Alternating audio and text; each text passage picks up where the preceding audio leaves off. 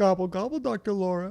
Gobble, gobble. What is your Thanksgiving corny joke? Dr. Laura. Dr. Laura. About 0.7 people understood that reference because who is listening to Dr. Laura? But you know what? But the Stuart girls.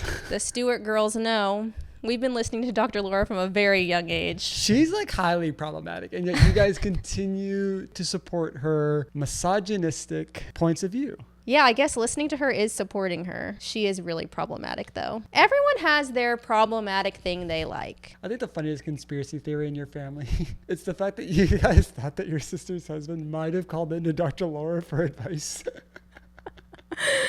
I vaguely remember that. It was a guy calling in saying his wife's family was always coming over and would never leave them alone. And we were like, is that him? This is Niche I'm going to talk about it anyway. There are a few details that absolutely lined up, but knowing him, he would not call the Dr. Laura. No, he would. First of all, he knows we all listen, so we're going to hear the call, but he's not the type to call into a radio show. Absolutely not. Anyway, happy Thanksgiving. We hope that you're going to have an amazing Thanksgiving with your friends or family or pet or yourself. We are hosting my family. Our little place is going to be crowded. I told them a maximum of like 8 people, and we have 11 coming. But there's no one who you can kick off the list. Like, everyone who's on the list should be on it. I could kick off.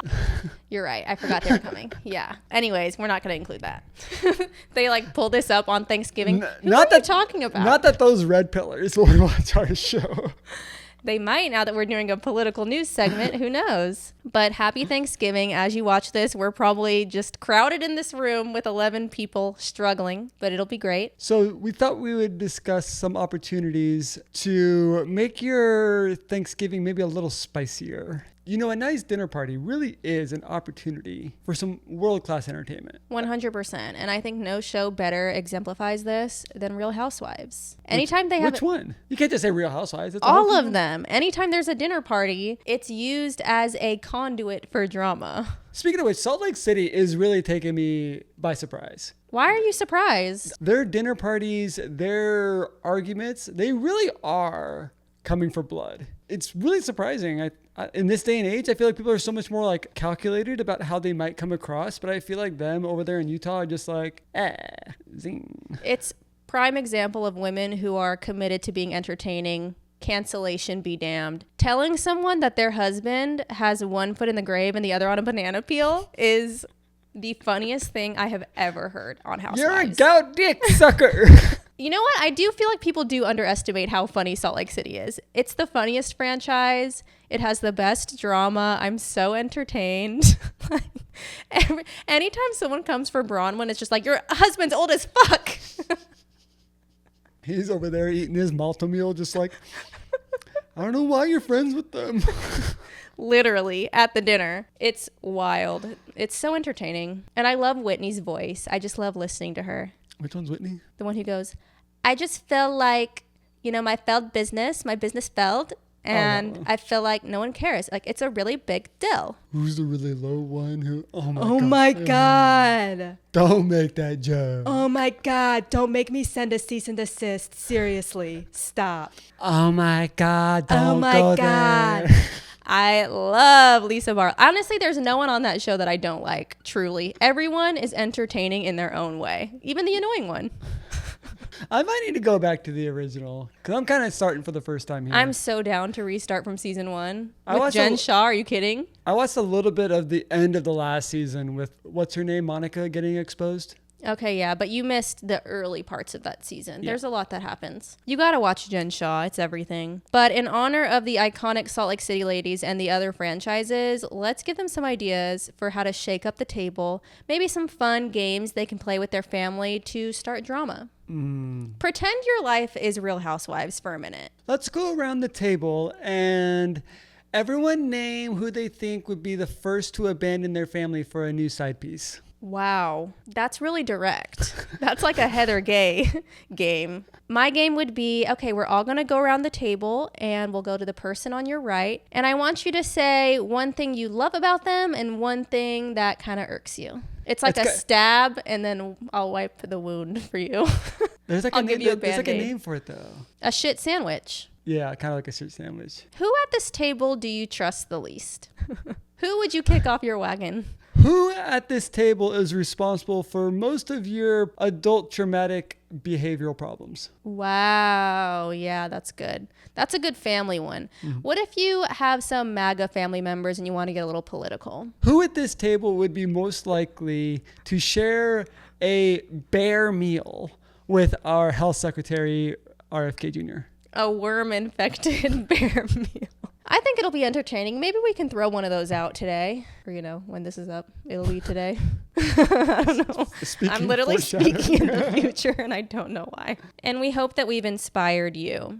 I think since we're being messy, we need to start with Secret Lives of Mormon Wives, because there are a lot of new developments. It's continuing. Demi literally is caught in her own lies, in a web of her own lies, and she can't get out. It's true, and it's unfortunate because I don't want to doubt that she ever felt uncomfortable about anything that happened, because obviously we don't know what went down at Vanderpump Villa. But her response to it is what's really rubbing everyone the wrong way, I feel like. She's very combative, and instead of just telling her story and addressing it head on, she just hates on everyone and attacks. Yeah, and then she complains about the fact that she doesn't feel comfortable with the other girls around. But the new developments for all those watching, that Marciano is likely going to sue Demi for her comments. I'm taking this so seriously because it literally is so damaging to my name and possibly career, to the point where I still have a job, a basic job. Are you thinking of filing a lawsuit against her? Yes. It's 100% being discussed right now. Lisa Vanderpump has come out and stated that she's seen all the tapes and there is nothing to show that he assaulted her. Hulu has also cleared him of any wrongdoing, which, to be fair, Lisa Vanderpump and Hulu are going to cover their asses. Sure, of course. So, grain of salt there. She's been in Marciano's comment section talking about his deceased father. That is so sick. That's bad. She deleted it, but that's bad. The fact that you even pressed post on that is really diabolical. I think for the purpose of them knowing, following Lisa Vanderpump's comments, today Demi commented that Jessi is punching air right now because Lisa Vanderpump's not talking about her, which is crazy. This is the equivalent of PR Munchausen syndrome. I would rather have horrible. I would rather have the queen of reality TV be calling me a liar than to not be in anybody's mouth. Right. And then Jessi retaliated by sharing what her Fruity Pebbles story from season 1 was. Since she wants to be petty and be an asshole, I think I'm just going to go ahead and say that Grandpa Brett likes to drink her piss like it's dirty soda, and he gulps it down like water, and that's what Fruity Pebbles is. Based on Demi's response, I'm assuming it is accurate. Yeah. I find it interesting, though, that Demi said in her story that she broke storyline. That is some insider jargon. I wouldn't be surprised if at the beginning of each season or after they've edited a few episodes that they would come through and say, here are some bullet points of some storylines that we would like to progress. For example, Taylor and Dakota's love life. We have to focus on this, so let's talk about this. Yeah, obviously they don't want them to talk about storylines from 2 seasons ago. Why are we bringing that up when we have a fresh season to promote? It's not even a storyline from the first season, I don't think. It's just like a quick reference. It was just a comment to kind of dig at Demi. It was an interesting response. Look, if Demi wants to do Fruity Pebbles in her marriage, so be it. Don't yuck anyone's yum. And I feel like it's low-hanging fruit to pile on in a world of social media where the proliferation of materials really can hurt people. Yeah, I think Jessi's feelings were hurt by the comment because the comment was ridiculous. And so she was like, how can I jab her? Let me reveal this embarrassing, quote unquote, embarrassing thing. It wasn't even that big of a deal. I don't know why Jessi would be offended by that Lisa Vanderpump comment. No? I wouldn't care. I would laugh and be like, I would rather Lisa Vanderpump not be calling me a liar, actually. Right. Weird. None of them can really win. No, I think Demi just needs to shut up, honestly. Yeah. Just shh. Because you seriously could get sued. If Marciano sues, Demi doesn't come back next season. Honestly, I feel like if Demi is really, truly caught lying, this is a lie about what she's saying, I don't think she should come back. Right. I think that is so problematic to be on a show with other people who have gone through what you're lying about. It's not fair to them to bring a liar on to the next season. Right. So we will see. We saw earlier that Stassi Schroeder is hosting the reunion instead of Nick Viall.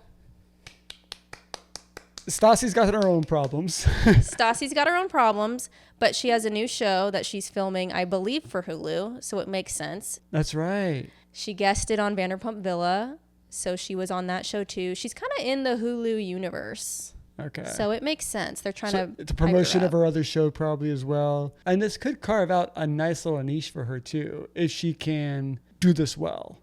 I feel like she has the personality where you think she would do it well. Ariana obviously found her path, so Stassi could probably find hers if she can hold them accountable. She knows the ins and outs of reality TV, so she knows what's bullshit and what's not, what's storyline, what's real. And she's, got her own bitchy little element, which I love. I mean that not as an insult. I think it's a good thing for a reunion host to be a little bitchy. Look at Andy Cohen. You got to have a little zing. Nick Viall does have that bitchiness, but it's not entertaining at all. Like, he came for Whitney so hard in the last reunion, and then it comes out that he asked her to be on his podcast and she had stipulations for the interview and he was offended. Some petty shit. That's some petty shit. And honestly, I don't think he was a good reunion host. He's not. He's not. And also the fact that reunion came out 3 months after the last show aired. Like, it was an afterthought to have a reunion. Yeah. And now we're getting one next week. Yeah, couple weeks after the show came out. Great improvements happening at Jeff Jenkins Productions. I can tell you that much. I have sad news for all of the hustlers out there, my fellow thotties. They are discontinuing the Nissan Altima after 2026. Can we just take a moment of silence? Who is still buying new Nissan Altimas? Have you ever seen someone drive a Nissan Altima that didn't have 200,000 miles on it? Busted up rims. Honestly, I haven't seen a Nissan Altima after the 2016 model. Exactly. So yeah, maybe that's why it's being discontinued, because everyone's buying used. It's like the black Air Force Ones getting discontinued. Wait, didn't some Gen Zer call Air Force Ones dad shoes or something?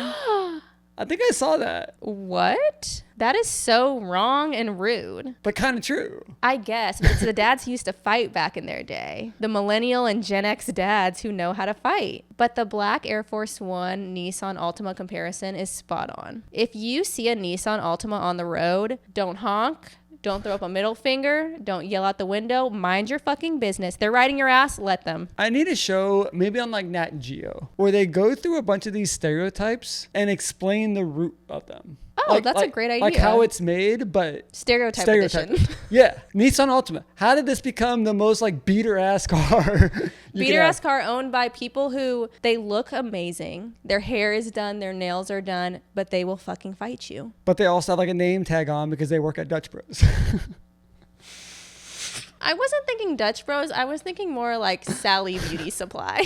You're thinking men. I'm thinking women. Right. What's another one? Like a stereotype? Oh, a car? If it's a car, the Chrysler 300. Now, I know this one. What is that? You'll have to show me that. So, do you know what the Rolls-Royce Phantom is? Okay. It's the cheap dupe. It is the dupe of the Rolls-Royce. It's the Phantom dupe.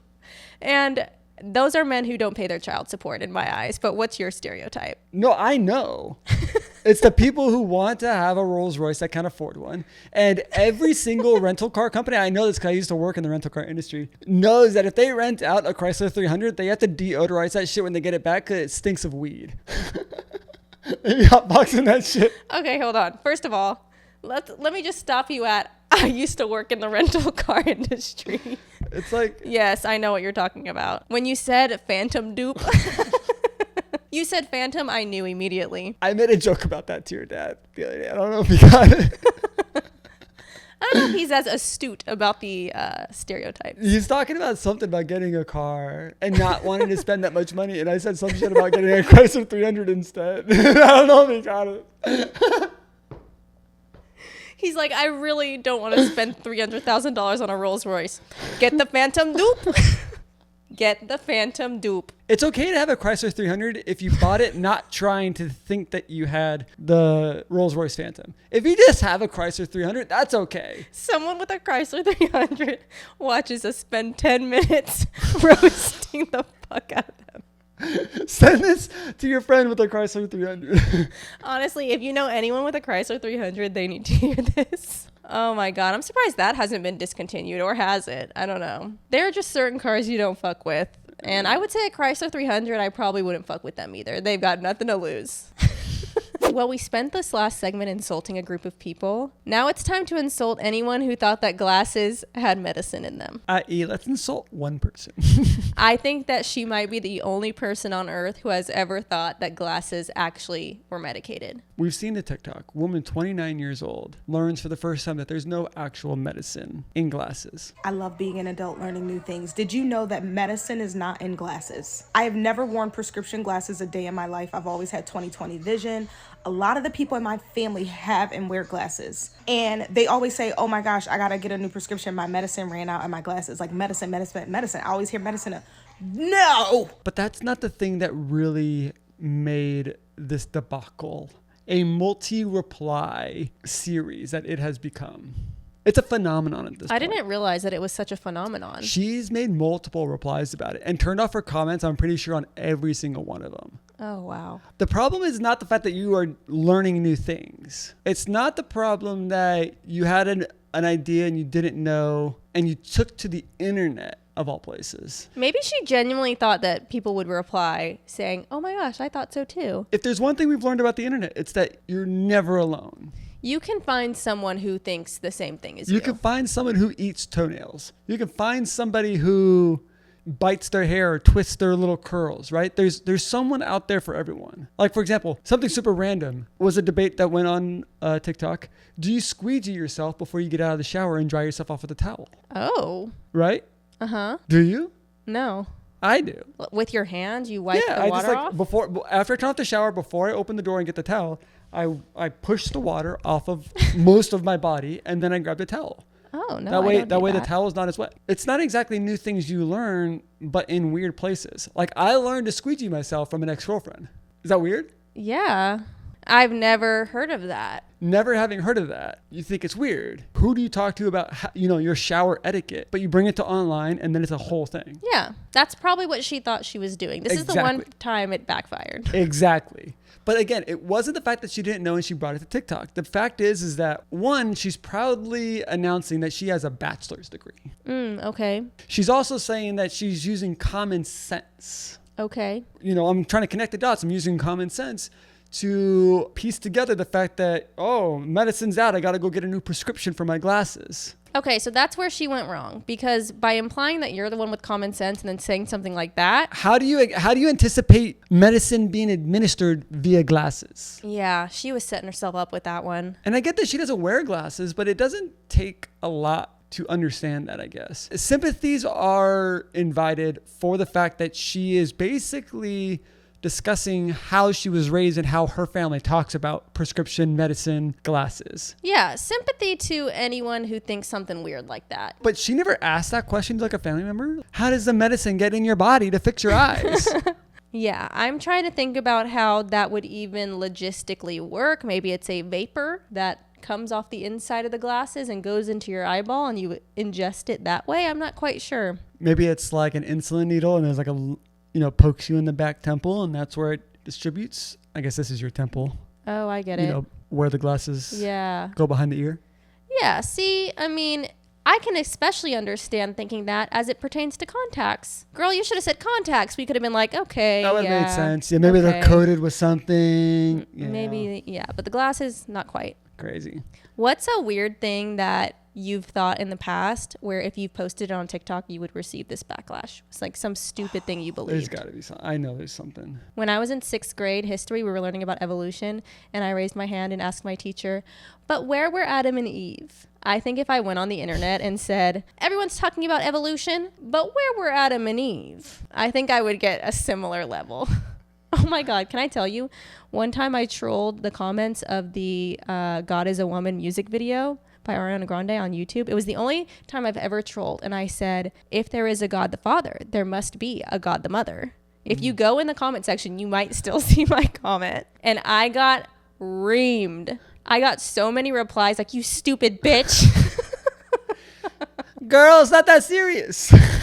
I was like, oh my God. The only reason I said that is because someone came up to me at UCLA to advertise their religion by asking me if there is not a God the Father, there must be a God the Mother.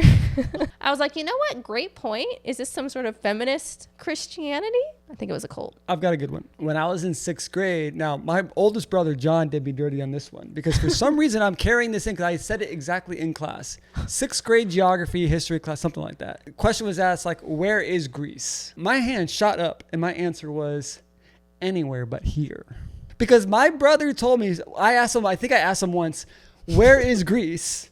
And he said, oh, somewhere else, anywhere else, or some shit like that. That's how I read it. And I was like, wait, this fucked me up for school. So my belief up to 6th grade, 7th grade, something like that, was that Greece is not a country. It's just a term for foreigner.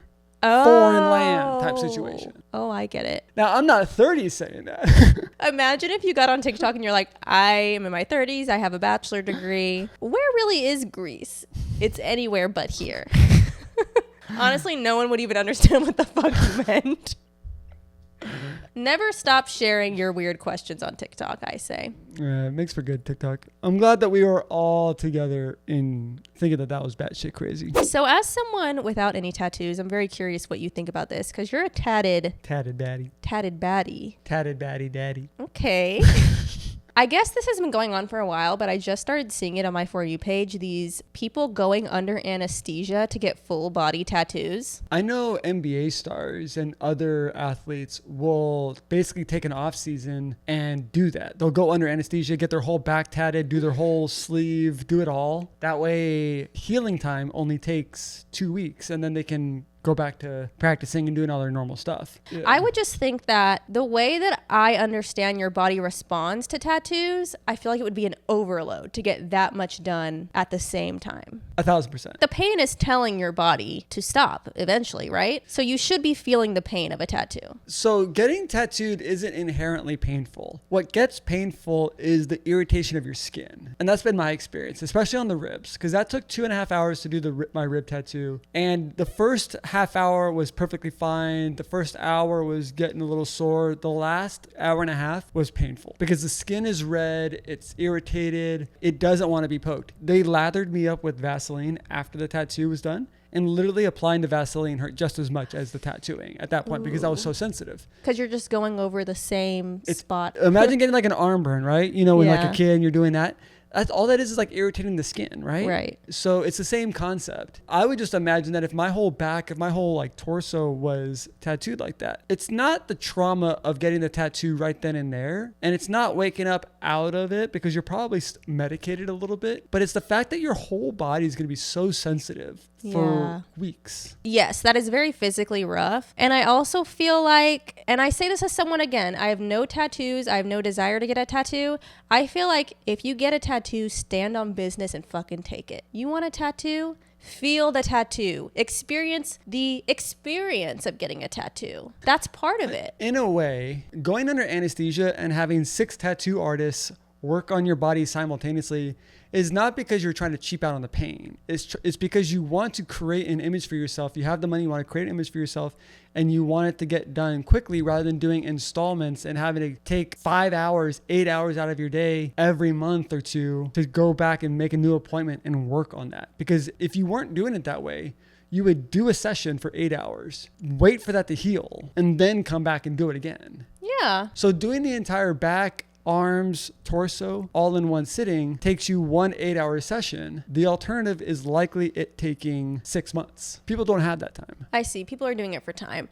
I guess I saw tattooing as a kind of journey is the destination kind of thing. For many people, but not every people just want to have an image and move on. I personally enjoy that feeling of getting a tattoo. What does it feel like? Is it like scratchy? A little, Burny? little pokey. I guess I wrestle with the idea that I do want to get a sleeve of sorts, not like a blackout, not a dark sleeve, but kind of like a sticker patch, a nice cohesive look. But I don't know if I want to mix that up with a bunch of different artists and try and make it look seamless, or go to one artist and have them design out my entire arm and get it done by them. Oh. Because there is an element where people like to use their body as a canvas for their favorite tattoo artists. I know plenty of people like that. Then there are people who care about consistency. And then there's people who really worry that if they get one tattoo artist that it's going to look too similar and it's not going to be any good. Yeah, I think that getting it done by multiple artists over time, again, it's a journey, is the destination kind of thing. I don't know why I feel that way about tattoos. But it's like not being good at art though, because you yourself also have to be a bit of an artist to figure out what you want, where you want it, and how you want it if you're going to multiple tattooers, because they can't design out your sleeve for you because you're talking to 12 different tattoo artists. Yeah, you got to have a vision. Do you remember watching Ink Master? Yeah. I was just randomly thinking about that the other day. I was thinking of Dave Navarro actually, because I saw he just got married again and he did some sort of like fairy themed wedding. Anyway, I was thinking about that show and the structure and about how, you know, that the person who got to pick who tattooed who would try to sabotage people. Yeah. What do you want tattooed? Oh, you want something really complicated? Let's have this person who sucks at tattooing do it and I'll get him out. How messed up is that for the participant on the show? I feel like you're not going on that show because you really care that hard about making sure that you get the exact tattoo you want. Yeah. There are people in this world who do not care kind of what tattoo is on their body. Steve-O, for example, he got tattooed in the back of a Humvee while going off-roading. Yeah, because I think for him, it's the experience and the memory. Some people would probably go on the show and say, I went on this show and I got this tattoo. It's a cool story. I tried to get this pinup girl. It turned into a bit of an org situation. No, what are the nasty guys in Lord of the Rings? I don't fucking know. Dobby? Wrong franchise. I tried to get a pinup girl and it looked like Dobby. Exactly. There you go. Yeah. But, you know, at that point, it's like a talking piece, I think. You can probably go somewhere and get it fixed. Maybe they offer that for people who got butchered and say, yeah, come on back. I'll get you, you know, I'll clean you up next time or whatever. Yeah, that's good. Shall we get into our political news segment? We are a political news source. Maybe we need to have like a jingle for this, you know, like Weekend Update. Okay. Hear ye, hear ye. Cometh forth this segment I bestow on you for thy political knowledge to bring to Antiphysalis. What? Antiphysalis. At your Thanksgiving meal. You said a jingle. That was like a medieval announcement. This is a paperboy call, but in medieval times, yeah. Oh, okay. I would say that our political news segment could be called Niche Political News. Don't watch Fox News, CNN, or MSNBC. We got all the answers here. This is all you need to know. That kind of sounded like Catholic churches when they like sing the scripture. You know? Yeah. Actually, I do know. This is Lord Jesus Christ. Hail Mary, full of grace. Now we're just making fun of people's religion.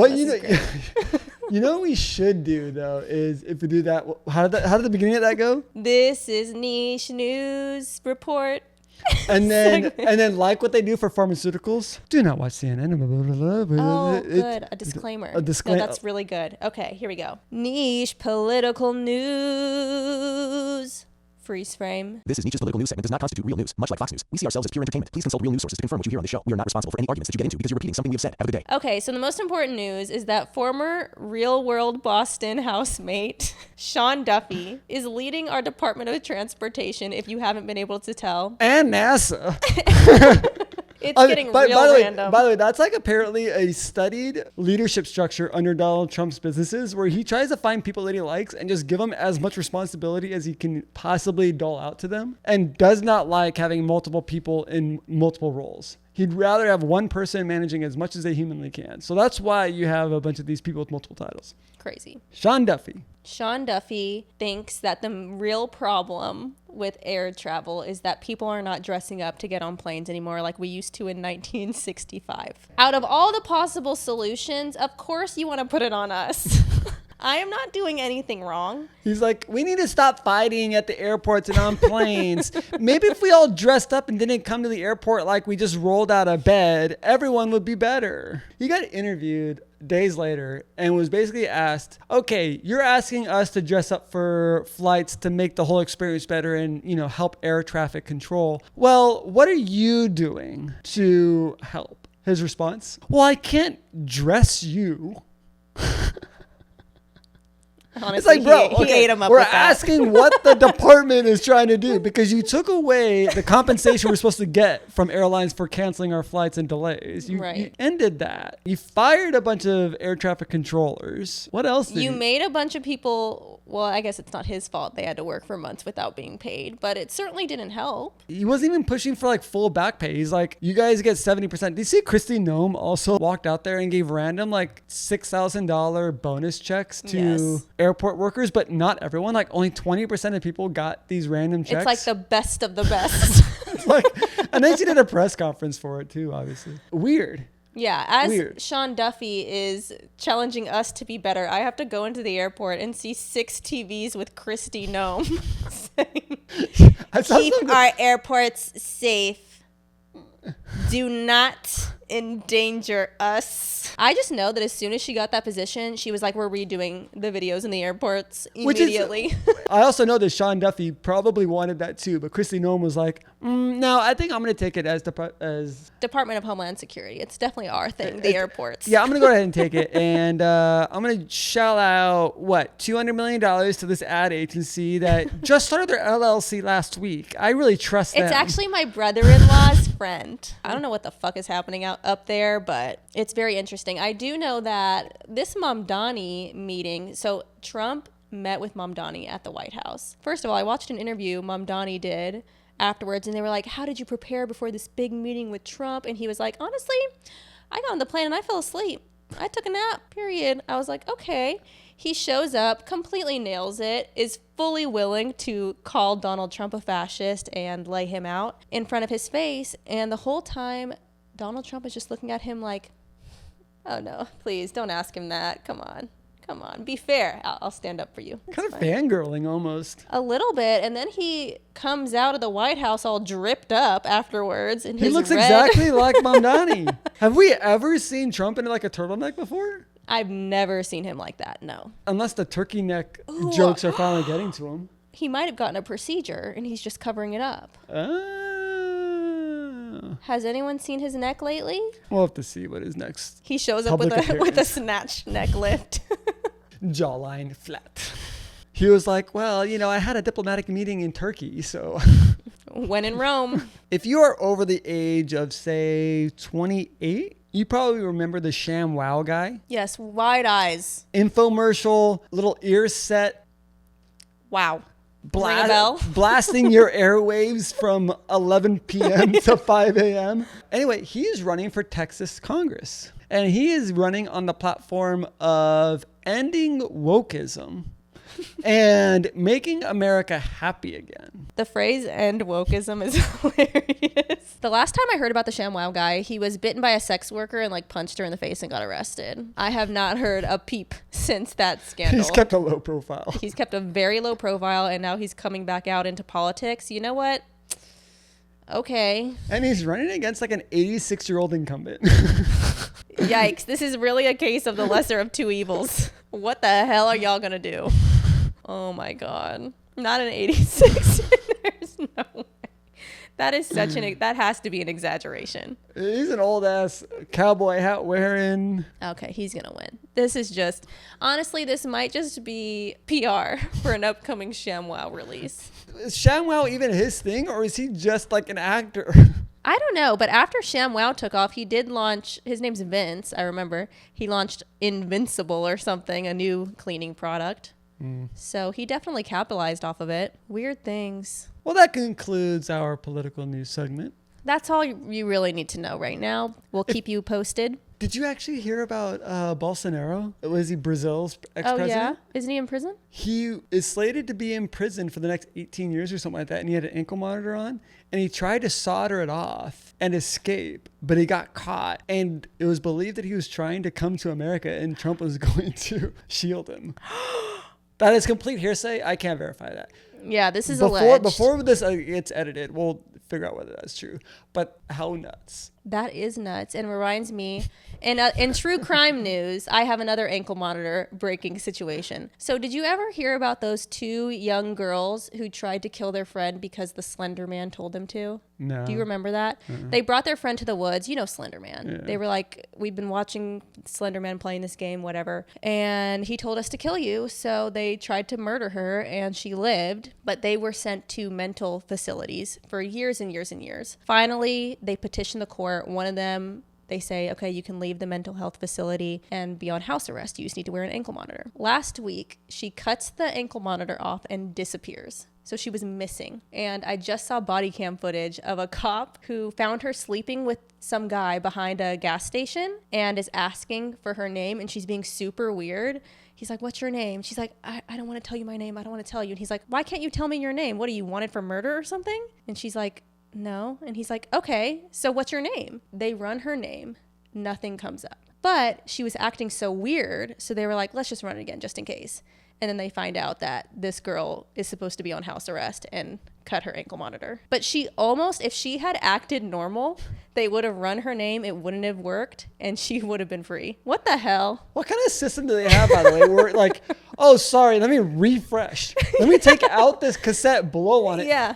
and try it again. No, it glitched. It literally glitched. She was about to be free. But it was so ironic. He was like, what, you can't tell me your name? You're not wanted for murder, are you? She's like, no, she lived. Attempted. Crazy. People be escaping. Bria is being very, very sweet and letting me pick our nichelord of the week. Very gracious, I'm being. Very gracious. So our nichelord is actually going to the one, the only, Ron Rowland.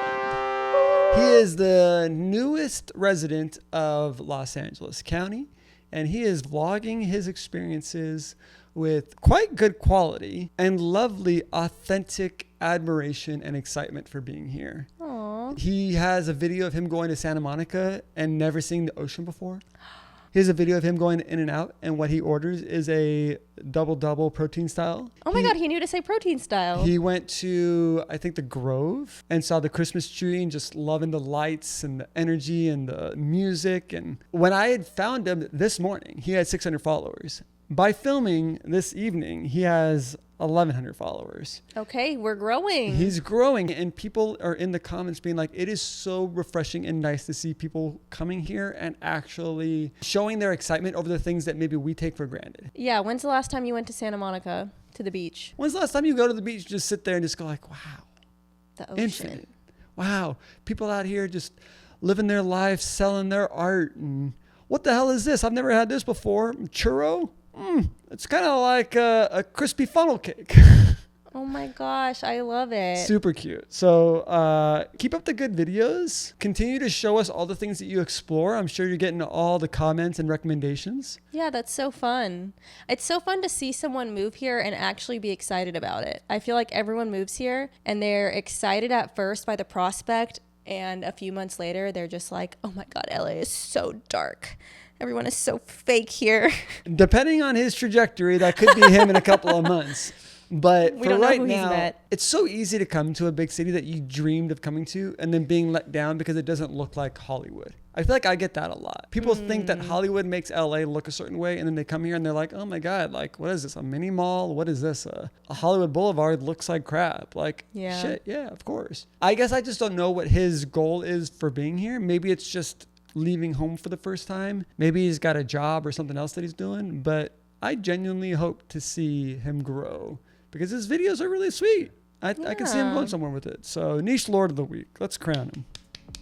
And if you like niche news, internet history, pop culture, or reality TV, subscribe to my YouTube channel. I have everything that Will knows and loves listed down below. Click them links. And follow my daughter, Good Job Junebug. She's doing her best. And we'll see you next time. Bye. Happy Thanksgiving. Gobble, gobble.